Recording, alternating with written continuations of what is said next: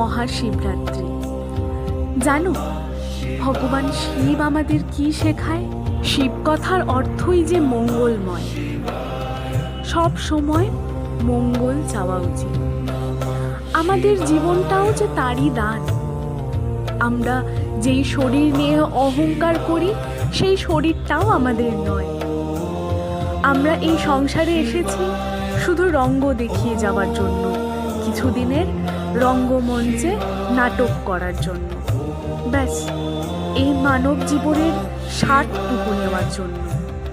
আমাদের আর কিছুই করার নেই। কিন্তু তবুও আমরা অহংকার, হিংসে, পিড়াপিড়ি, মারপিট সব কিছু করে আমাদের জীবনটাকে ধ্বংস করে দিই। আজ তোমার যা আছে কাল তা অন্য কারোর ছিল। আজ তোমার যা আছে কাল তা অন্য কারোর হবে। তা নিয়ে কিসের এত রাগ, অহংকার, মন কষাকষি?